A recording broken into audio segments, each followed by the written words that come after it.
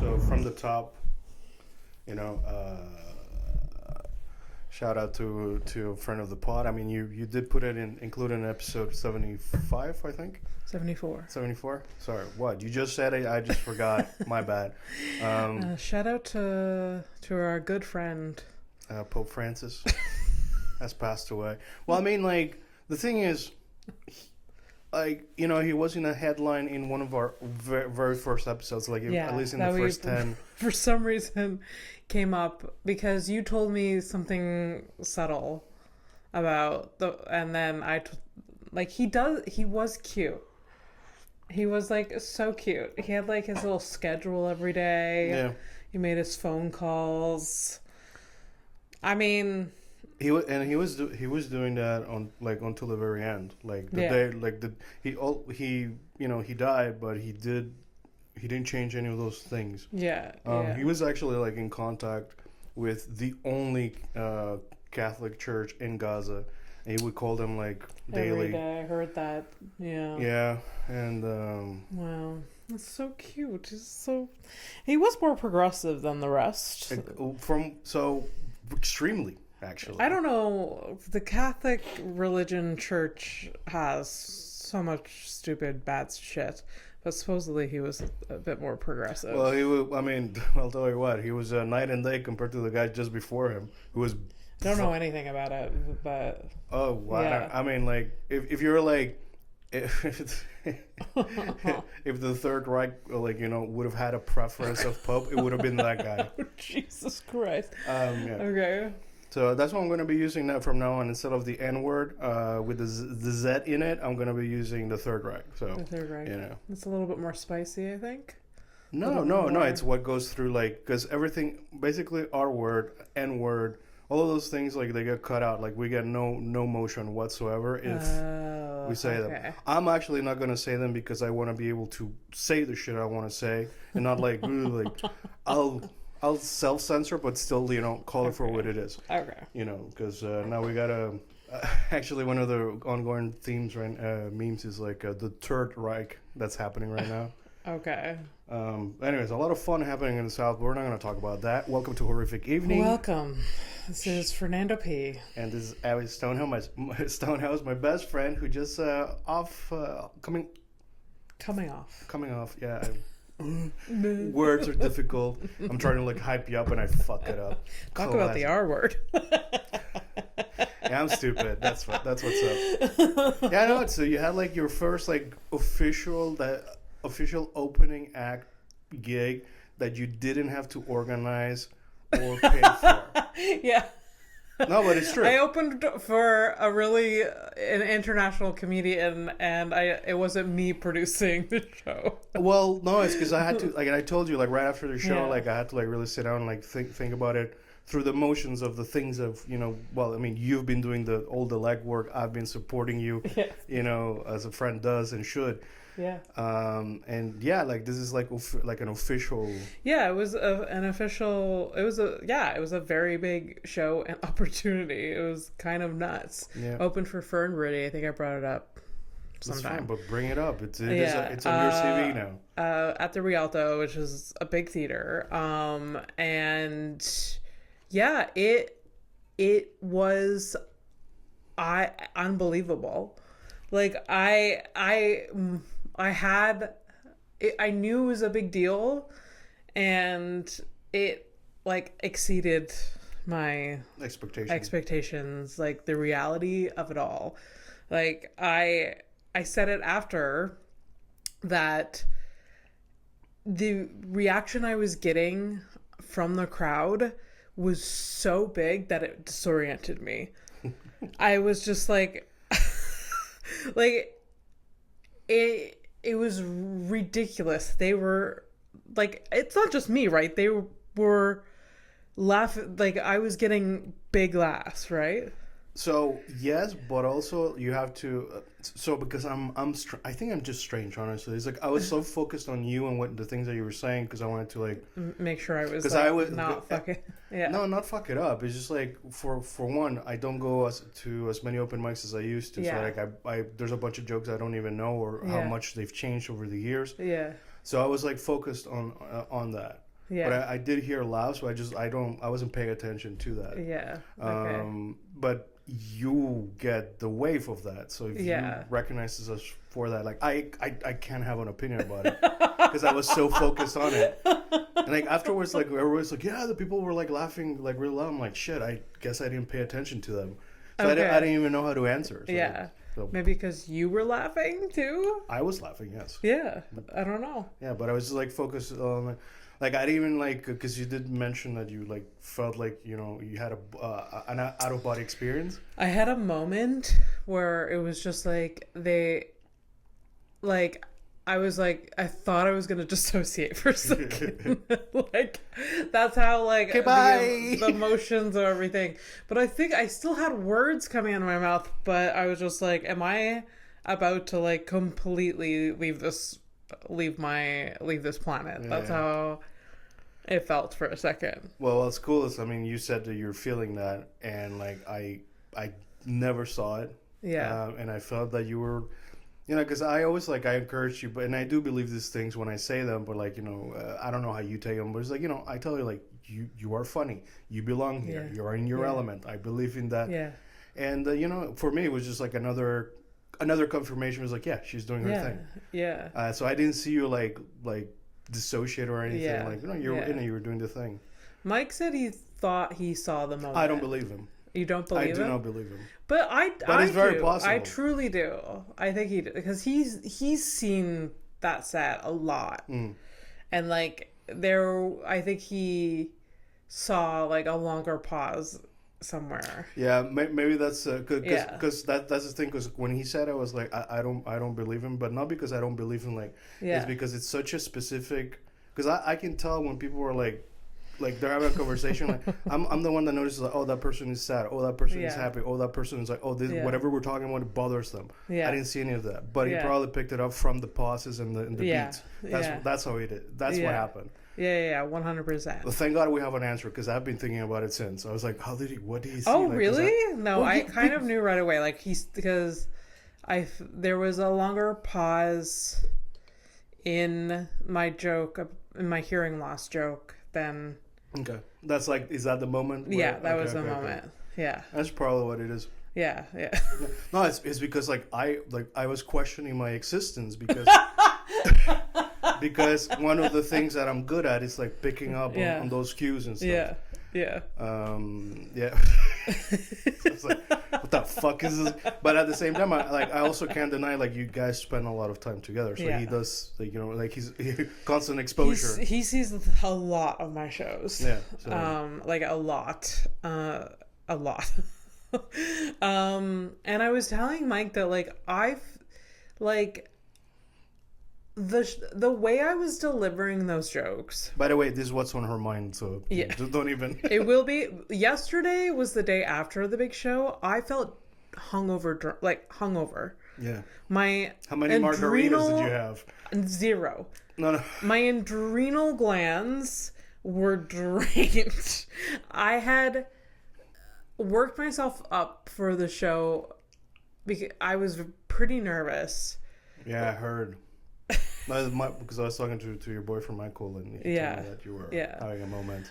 Yeah, I was really like I had a bad moment like in the afternoon before the show, and then like before leaving, I was like I got my shit together, and I was like, no, you gotta like go into positive, and like so I just like shifted. I'm also sure that the extremely political conversation in the car helped you like really dissociate from. I was like, can we lighten the mood? No, it was fine. So I yesterday I felt like so hungover from the whole thing. It was just so it's been on my mind consistently, and now I have this audition happening. Yeah. That I wish they were there on Thursday for this fucking show. There's like no word whether there was somebody from JFL there or not. There is I don't know. I know that I don't think so because there was another audition that day.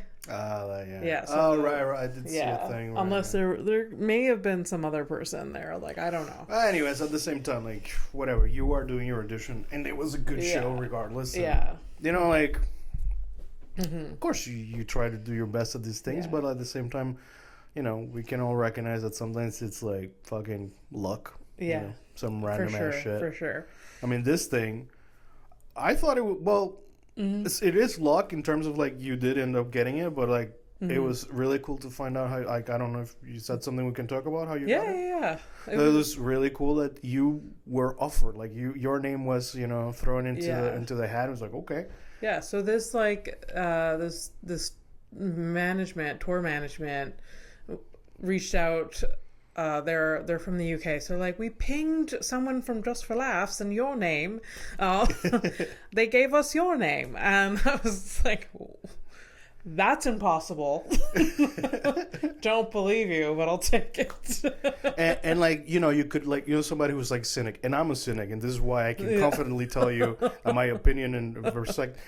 And it is not because they're like, well, this name starts with an A. You know, that's not how the alphabet works when it comes to, like, you would have, you know, you know, Stonehouse, so that was an S. So like you weren't at the first letter. This like Fern Brady's supporting act in Toronto was Noor Hadidi, who is way bigger than me. Oh, yeah. Noor tours Canada. Oh yeah, damn! Look at that. I'm just like, okay. Maybe that's the next move. Maybe. You know, I keep like I always like I often like I'm like throwing like, hey, do you need like money for things? Because I make a good, like, you know, you're an artist and you're, you know, you patch work here and there, and me, like, I have a steady job for now, and like I have savings, so I'm always like, hey man, do you need like money? And it's not because of like I'm just fuck off, like I'm not giving you money, don't come at me in the comments, I'm not that generous. But like I'm always inspired for like my one of my best friends. You know, I have two categories of best friends: high school and adult life. You're my adult life, my high school life. Dan, you know, oh well, I think when this comes out, his birthday passed, so he's turning 40. Oh my God, is it tomorrow? It's the first. The first, okay. So I think this might be this week, this episode. But anyways, whatever. Yeah. So, he bailed me out. He started working pretty early on. Okay. So he was the one that had money, and then there were like two times where I got into like economical like financial troubles. Yeah. And he helped me out. And you know, and that's always stayed with me, that, you know, like if you have the opportunity to like help out a friend with cash, and like you have it, like do it. Yeah. That's why I always offer. Like it's nothing like I don't expect things from you or anything. Yeah. Like I don't want the money back or whatever. So, anyways, all of that to say that, hey, if you want to like look into like financing like a tour, it could be cool, and I'd be down to like invest. It would be cool, but I don't know, like. I feel like even though I have a lot of self-doubt, a lot of imposter syndrome, I feel like I am pretty aware that I am maybe not at that level yet. But eventually. The offer is there, basically. Yeah. I do want to do more shows out of town. Like the stuff I did with Tinder Tales in the winter, like that was. But that's been good too, because like you get that perspective from outside of Montreal too. Like you know, they're Montreal, like it is the open mics that I go to daily. Those are fucking hard rooms. Yeah. Like this big show on Thursday, and then all of the shows that I've done like outside of this city, like. I do so well consistently on big shows or outside shows. The small open mics, they're not a good gauge of your talent whatsoever, but they are good for humbling you and making you fucking work. Yeah.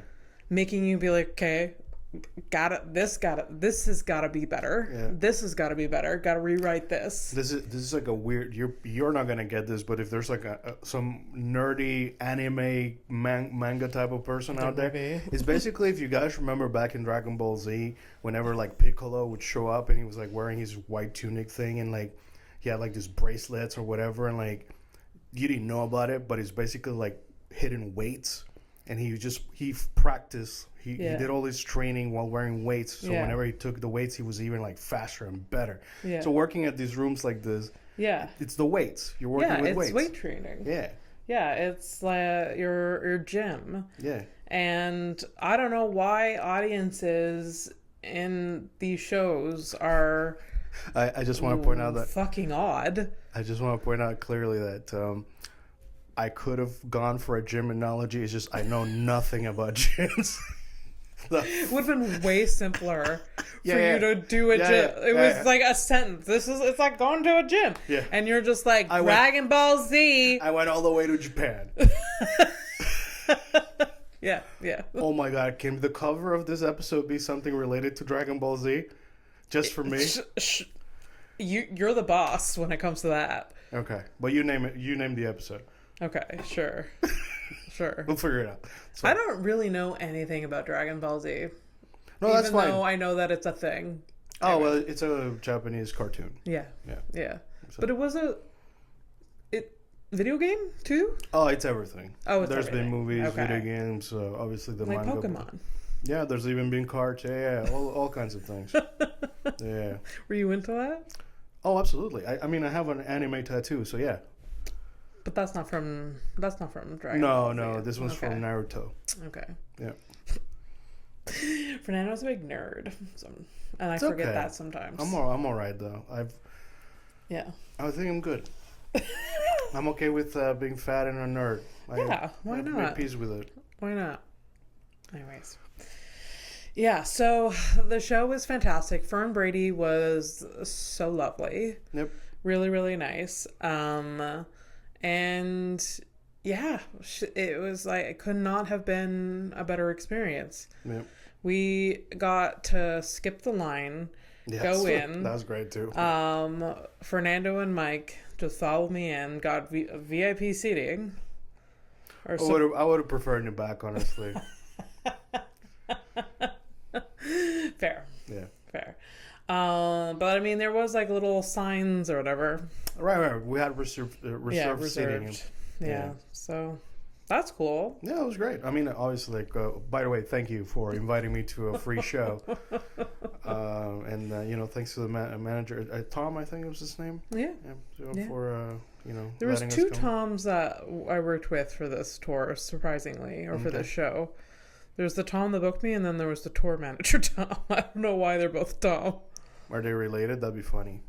That'd be so funny. Yeah. They were twins. Why am I even? They're not. I'm not allowed to say this. My brother's name is Fernando too, so that's true. Fuck am I saying? Shut up, me. Fuck. Anyways, I just wish shows like that happened every day. Like, I can't believe that. I mean, although Fawn was saying that in Boston the day before, she like ate a bunch of shit. Yeah. But like, I don't know how you how do you get used to that?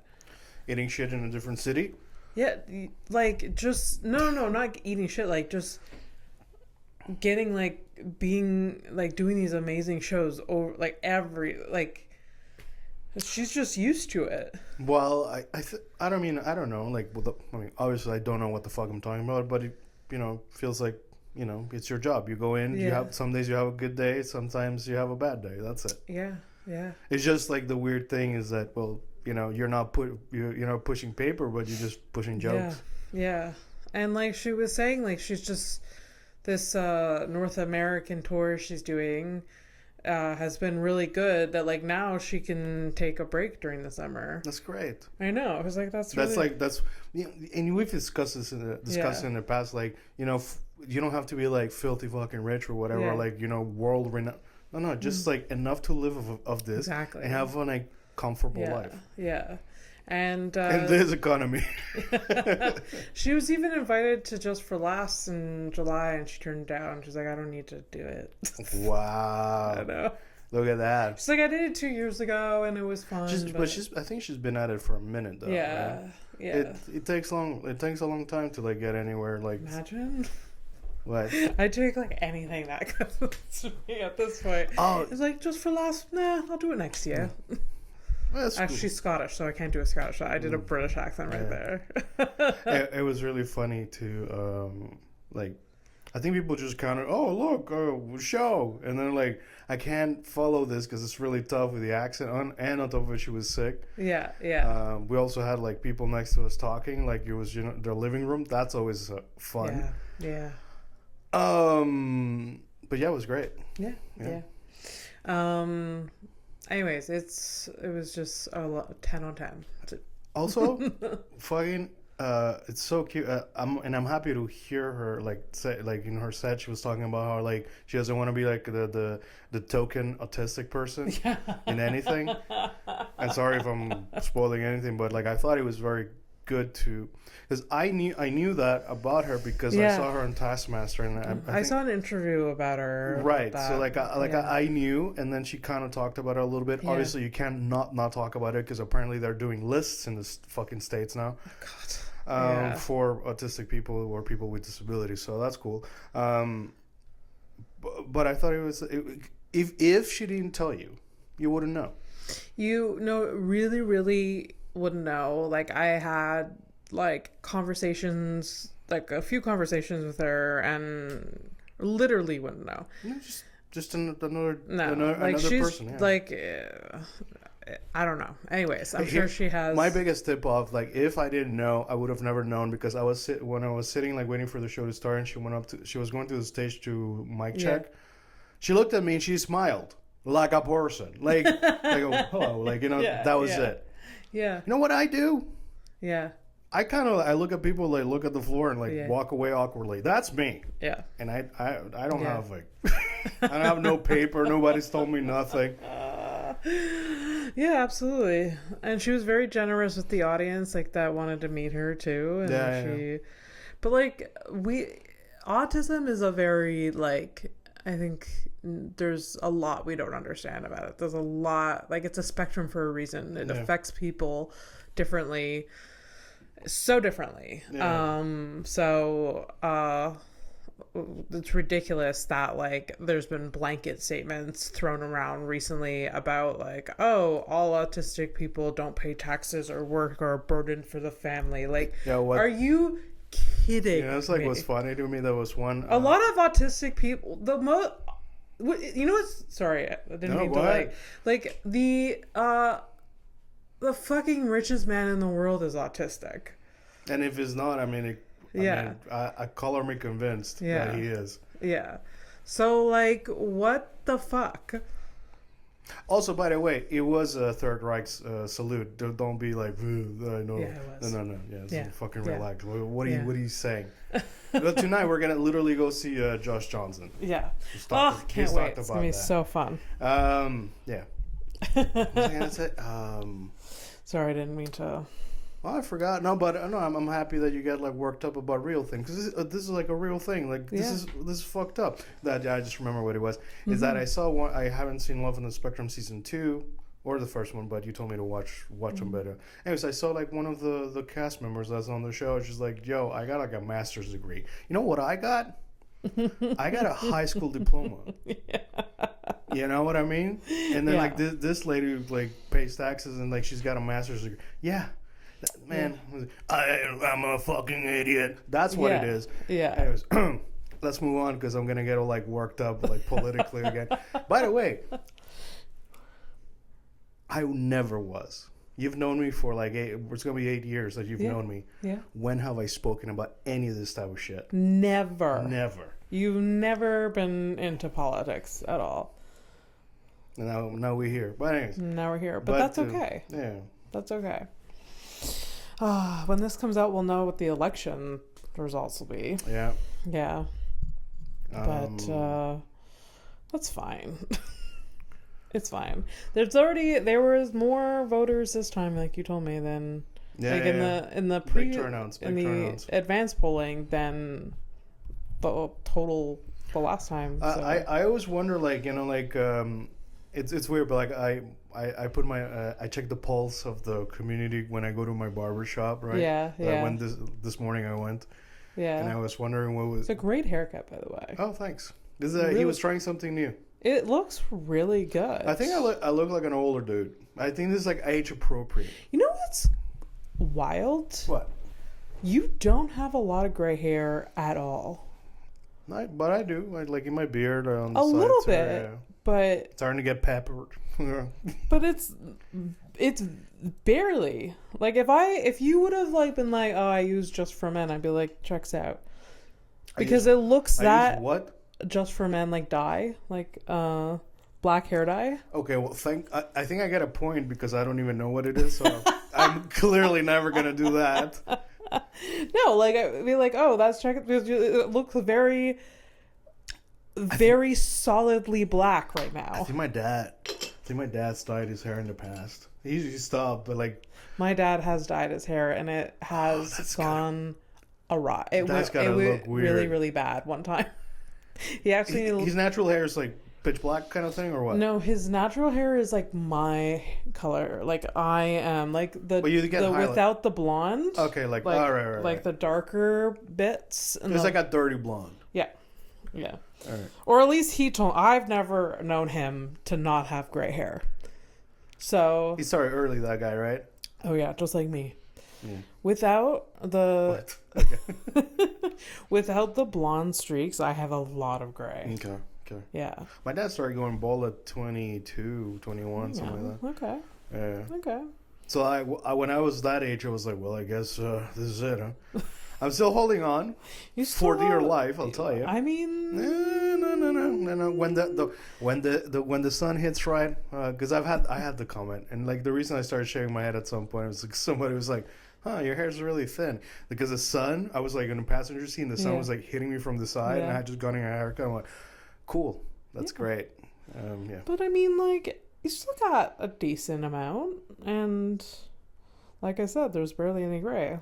I don't know. You look very youthful right now. No, that's good. I'll take it. It wasn't the goal, but I guess that's just part of a... So he was trying something new with your hair today? Yeah. Do you like it? I like it. Yeah. No, I think it's like a longer look than like the short. Yeah, I think I feel like it's age appropriate. I think I'm getting age appropriate. What is a close fade young for young people? I feel like what I usually get, it's like that's like a young man. Like obviously you can have whatever hairdo you want, but like I feel like I don't go out and like try to like, you know, hunt and shit. Like, well, what do I need? Like imagine if I got like lettering or like some shapes in the hair too on top of it. And you know, there's like a 40-year-old dude that's walking around with one of those. Oh, 100%. And like truly feeling himself. Totally loves it. Yeah. Totally loves it. So you were getting a little... Sorry, I sidetracked you. No, that's all good. You were getting the pulse there. What was the pulse? Yeah, I was wondering because, you know, like I don't know what people vote like around here or whatever, but he was very open about. It was interesting because so usually at the barbershop, whoever comes in, doesn't matter, everybody just talks. Like it's you know. So it was and it's cool when I go that early and there's not a lot of people. So in the hot seats, a man getting his haircut. That's a white dude. My barber's Jamaican. A new customer comes in. He is, I think, maybe Nigerian or something. Anyways, African or African descent. Then there's me, you know, Hispanic or whatever. Yeah.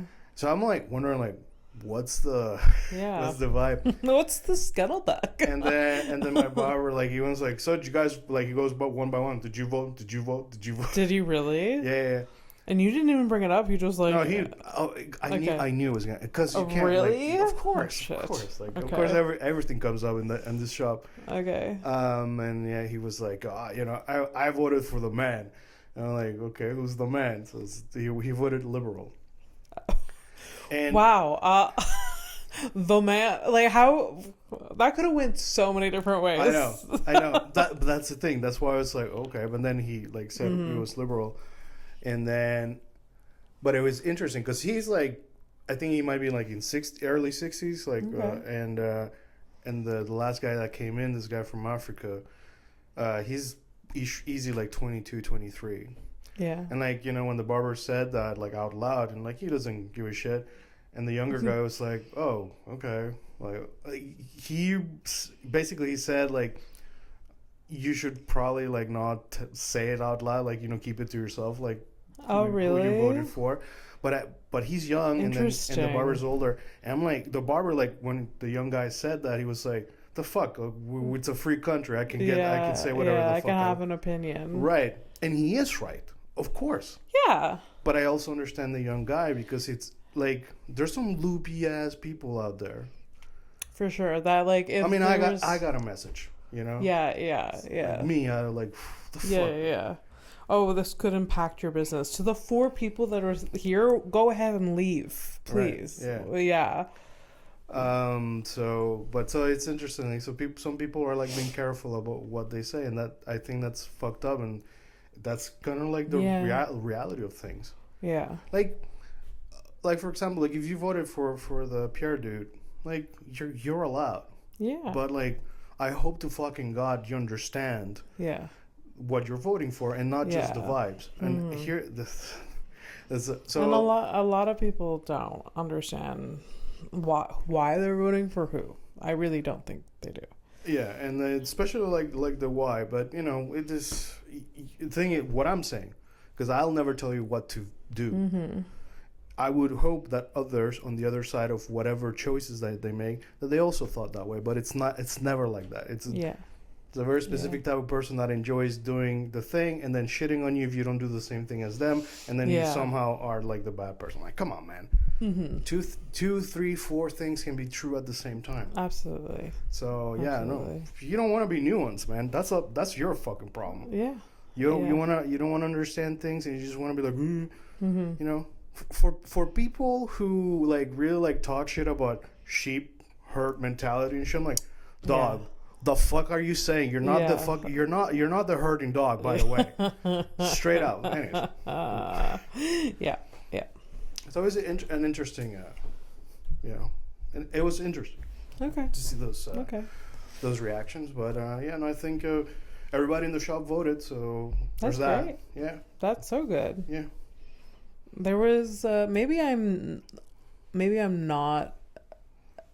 wrong to say this, but I feel like a lot of people in the Black community didn't vote in the past. There was like I saw some statistic once that like I have no idea. Anyways, also like, and maybe he always did, but like just generally I've heard that. I prefer to go by age range. I think generationally speaking is a little bit obviously what type of immigrant and what region you come from definitely informs how you vote, or if you vote at all. Yeah. But I think it's mostly like age and like I think my parents, I haven't spoken to them in 2-3 weeks. Okay. I haven't called them after this, but okay. I think they voted. I hope they did. I feel like they probably did, especially after reading my article thing. They both cried, apparently. Really? That's what my sister said. That's so nice. Yeah. That's so nice. Yeah. Oh, how do you feel about that? This is your favorite thing to talk about. Did you feel it? Yeah, I felt. Well, no, it's cool. Like, writing that thing like in a way and not giving up was like, because I at some point I was like, fuck this article thing. Yeah. But it was nice, like my parents got to see something that I did for me. For sure. And I told you afterwards, after it was like published, like thinking about it, it's like, when the both of us kind of realized our dreams in terms of like things that we wanted to do. Yeah. I wanted to be a published writer, quote unquote. Yeah.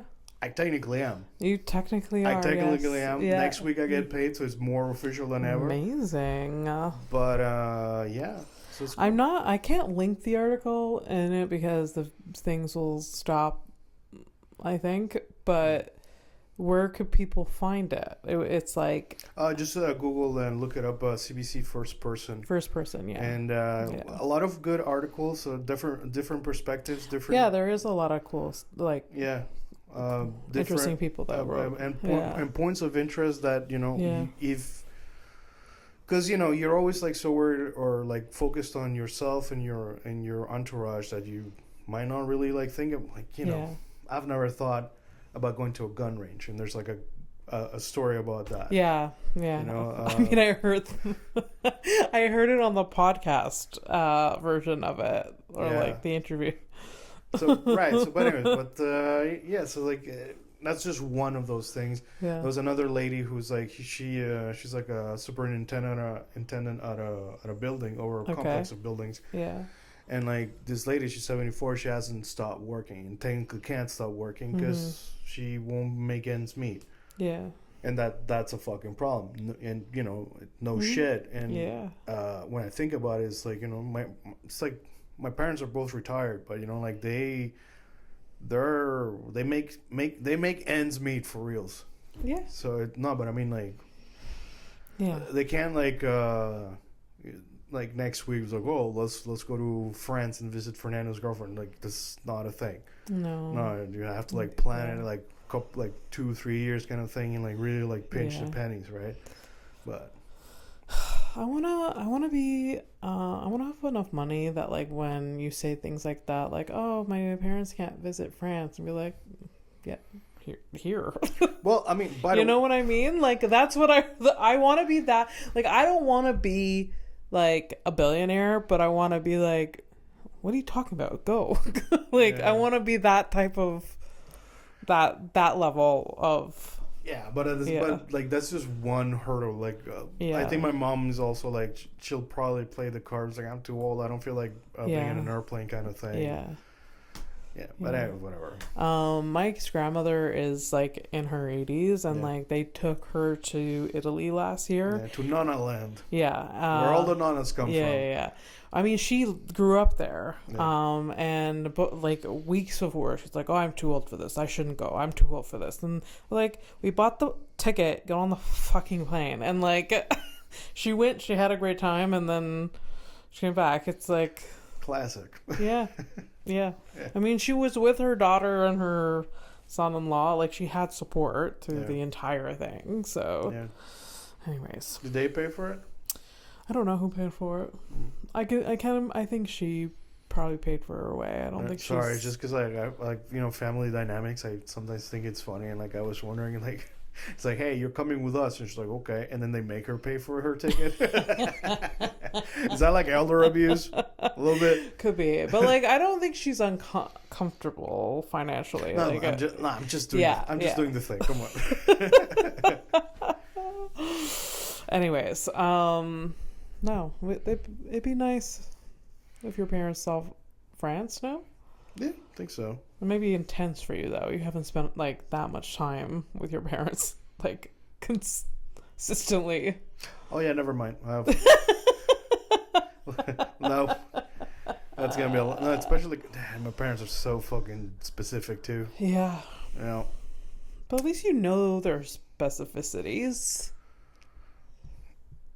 Do you know your parents? All of them? I know my mom's. To this day, I know that I could travel with my mom. Because I don't know. The only time that I've traveled with my mom, coming here. But and the last time I went back to Panama, I was with her too. Yeah.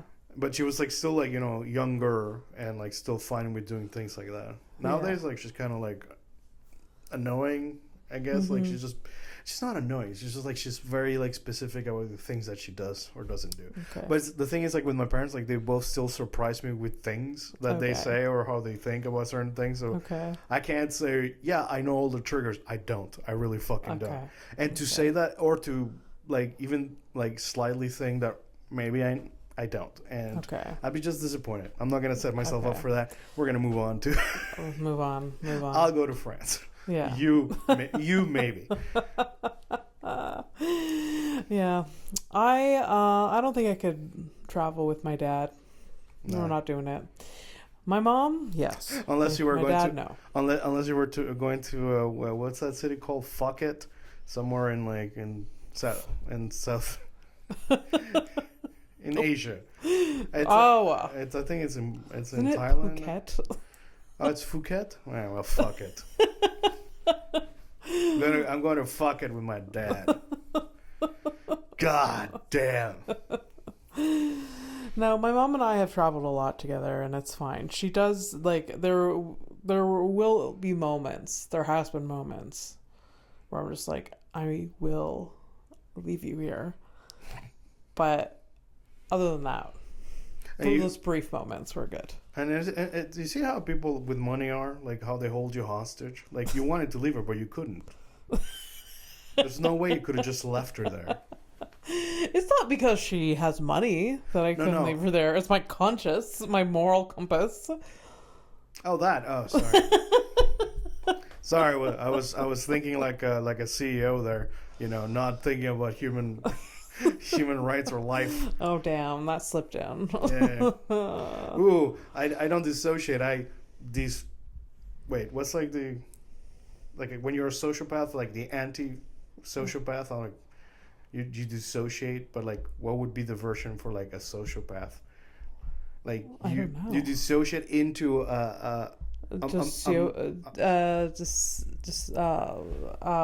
God, like a fugue, like a dissociative fugue. Yeah, and you just go, but you like instead of like just like you're not in your body, you're just like a sociopath for like a second. Yeah, like you're people with multiple personality disorders. It's already complicated. Okay. You're throwing extra. We're making it, and like we're sounding real dumb right now. You know what? You're gonna for that. You get headlines. Headlines! Oh my God! Headlines! Do you watch a movie? No. I can bring up a movie next episode. We'll do the next episode. Yeah. How about this? I'll give you this much. I started watching the beginning of a movie because I was testing something with my PC and my TV, just connecting the both of them. And I will finish it. Megalopolis. No idea. It's this movie. It's Francis Coppola, whatever, the guy who made the Godfather. Okay. He's been working on this movie for like over like 20 years, kind of thing. It's his like pet project, and he finally did it. He like sold he had like a vineyards. Okay. He sold them to finance this movie. Are you serious? Yeah. So he just has like nubs in his head. It was a flop. He has no teeth, just nubs. It was a flop. Oh no! And I hope he got enough to even like pay for his veneers back. At least that. You don't think so? I don't think so. And this is the writer of The Godfather. Not the maker. The director. Director. The famous director. Okay. I mean. Yeah, poor guy. Do you know The Godfather was a book before? Yeah. I knew that. I found out many years after watching the movies. Like, oh, it's also a book. It's like a thick ass book too.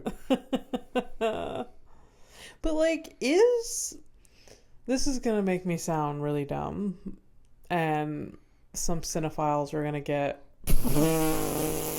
Your face, Fernando just had a face that like he was shocked and horrified at what he just read. But let me finish this thought.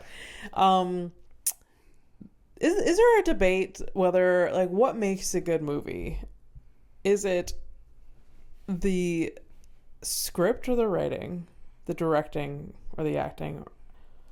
Because like he directed The Godfather. People had all this confidence in him with all of this. But could it have been a lot of it contributed to the success of this film? Really didn't really have to do with him. It was like the writing and the acting, you know? I think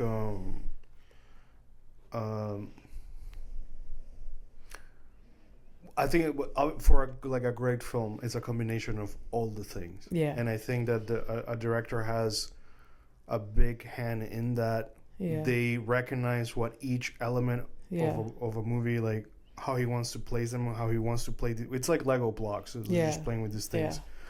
Yeah. And I think, like, for example, like Interstellar. Like, yeah. Like now it's like one of your favorite movies now. Yeah. So that dude, the director, Christopher Nolan, like he usually write, like he's a very, I think he writes too, right? He does. So he's a writer. His brother's a writer. I don't know if he wrote in this movie, but like, you know, like if you're constantly working with like good people that you can trust, and you both like, if you're the guy doing the music, well, but you're doing music that elevates the movie itself while you're doing your own thing, like you're directing, putting all the ingredients together. You're a chef. I know it's all of it, and okay. Sorry. What? Well, no. What was the? What? I just feel like I was wrong to say that maybe he wasn't like as talented as a director, so he shouldn't have sold his fucking teeth to like make a movie. No. I think like. I think it was like a pet project too. Like he tried selling it, just nobody wanted to buy it, so that's why he did that move. Was kind of a sign. Like he directed The Godfather, yet nobody wanted to support this new project, so he sold his teeth. Like there was something about the new project. Yeah, well. Anyways. No, but it's true, and I really feel for people who finally put a project that they've been working on forever. Yeah. In a way, like I've officially like I'm not writing. I don't write. Yeah. I wanted to be a writer. Yeah. Yes, I published an article. Fucking relax. It's not. I want to write books and stuff. And like, you know, for like over 20 years, I've been working on a story. But when I think about it, and then like I look at like a flop like that, and like the movie's it looks good, it's interesting, but like just like the dialogue is kind of like I'm like ooh, okay, stuff. And I watched like 10 minutes. Okay. But anyways, what was the point I was trying to make? I don't know. I forgot. Wow. Whether he should have sold his teeth. I don't think he should. Sort of like, you know, like your pet project, I don't know, like, kill your darlings. That's true. It's a phrase, like when you're writing. And like sometimes your pet project, mine, it's, you know, you like it because it's the thing. Like, yeah. I think about it constantly, that story and the names of the characters and these things that happen in the stories that I've been writing since 2003. But ultimately, man, that's... Yeah. Yeah. So what was this? What was the facial expression? What was the headline? Oh, because I pick up these headlines, but I haven't seen them in forever. This might have been like from 2 years ago, and it's fucked up. All right, so here we go. 1556, during the execution of the Guernsey martyrs. So some people are getting burned. Okay. So they're getting burned on the stake. There was a lady. So it's just like a group. I don't know what they were dying for, but let's say it's a group of people. Just an average execution in 15 whatever. Yeah. So this person whose name is Perrotine Massey, or Massey. So it was 3 women. Okay. From the beginning. Yeah. So this is just an average execution in 1560, whatever. 3 women are... Nothing to write home about. 3 women are being burned. No one's excited about it, but... 3 women are being burned at the stake. One of them, whose name is Perrotine Massey, gave birth to a son. Uh-huh. Then the bailiff, the person, the sheriff kind of thing, ordered this infant to be cast into the fire. Oh my God. Wait. Gave birth while the execution was happening? It's not clear, but I'm going to guess that she gave birth, maybe like in the morning kind of thing, and we're going to burn you, and we're going to burn your baby. And that's why I made that face, Abby. Jesus Christ. Did I do the right face? Yes. Thank you. Yes. That's wild. It was like, you know, she was kind of a package deal being pregnant. Yeah. Let's just keep it together. That's fucked up. The this was like a witch thing? Is this like... I don't know. Oh, executions back then were just... And you know what? At this point, I don't know what's happened to me, but like, I can't play war games. Anything that I see with animals, I get like very emotional about. Abuse towards like just cruelty in general, like makes me very sad about the state of affairs. It should. Like that's a normal. I've never been more like human, I think, or like because I've always been human, especially in the most flawed moments of my life. But I feel like if this was the buildup of me being like a gooder version of myself and like being okay with how I am and how I feel about things and the world that surrounds me, I wouldn't change this. Yeah, I'm okay with like being, because you're right. Like when you perceive and see or witness cruelty, like how can you not feel anything? Yeah, you just can't let it. You can't normalize that. No, especially now. Especially you can't just be like, well, no. This is gonna sound ridiculous, but since getting the cats, I am deeply affected. So like when I see videos of like abandoned cats or this person finding a cat or finding a dog or like a skinny dog that's been like I can't take it. You know, it's too much. It's real. It's a lot. Yeah, whenever there's like, there's a dog that anytime there's like a dog that's about to be euthanized and somebody like they save them, like, oh my god, that just fucking kills me. And you can fucking tell these little fucking dogs are just like, they can tell. You think, and they're just sad and they're scared and that's why I can't. Like, people on a Sunday will go to the SPCA and just look at the dogs that are up for adoption. I would end my life before leaving there. Right. My heart can't take it, and like I can't take any of them home. And so I think what you're trying to say is that people who like go on SPCA visits to look at animals just like as a date idea. No, it's not a date idea. I don't know. Like I just know people walk through. I've been pitched that. Oh really? Yeah. Oh my god. Yeah. Well, it's like the same as like going to a pet store. We're going to a pet store. It's actually worse. Like, no, these dogs are. There is a part of me that like. Why are you teasing the animals? I know. Yeah. Right? There is a part of me that feels like I can go out and adopt like an old cat just to like, you know, like I know it's like the last few years of its life and like just to give it a home and like comfort for the last, but like I am signing myself up for vet bills and heartbreak. Yeah. And I don't know if I can do either of those. And then I also don't want to split my love from my cats that I already have. You had a senior cat. I know. And you did that Judas thing where you refused them. Is it Judas? It was comfortable.